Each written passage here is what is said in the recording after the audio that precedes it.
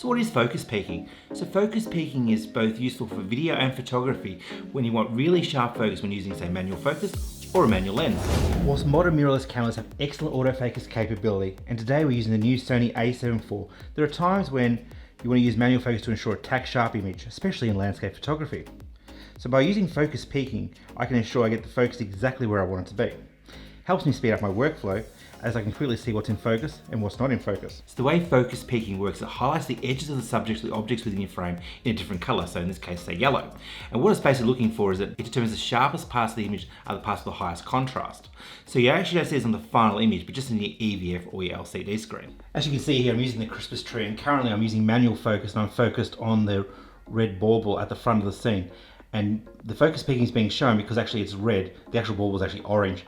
So if I zoom out, and let's say I want to focus on this Christmas tree ornament here, by using manual focus and moving the joystick across to where the Christmas tree is, which is there, and then focusing using the manual focusing ring, when it goes red on the screen, we now know that the Christmas tree is now in focus. But if I wanted to focus on the bauble at the very back here, so again, moving the manual focusing ring, using the joystick here on the Sony A7 IV, finding the back of the Christmas tree there, and we can see now the top of the ornament has the focus peaking red on, which means the bauble's now in focus. And if we zoom back out again, in this example, we're sitting at f2.8, and because we're actually quite close to the subjects, the whole Christmas tree is in focus. Let me talk you through how to set up focus peaking on the Sony A7 IV, and I believe the menu is the same as the Sony A7S III as well. So we just click on menu, scroll down to menu, which is AF/MF, so autofocus, manual focus, scroll across with the joystick, and then moving down to option 5, peaking display, as known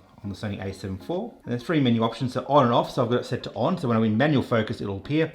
Peaking level, so how intense or the sensitivity of the color, so the overlay, the red overlay, so I've chosen mid for now.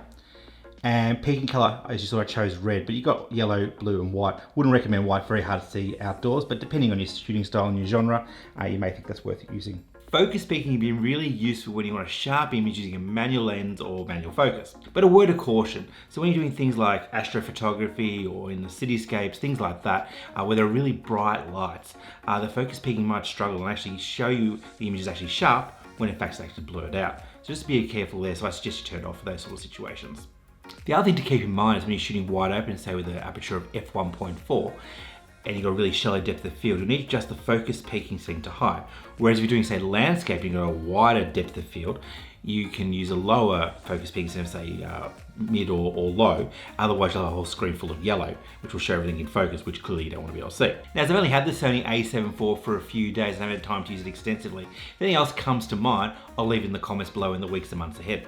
And if you found this video valuable in terms of setting up focus peaking on the Sony A7 IV or just learning about focus peaking, feel free to hit that like button.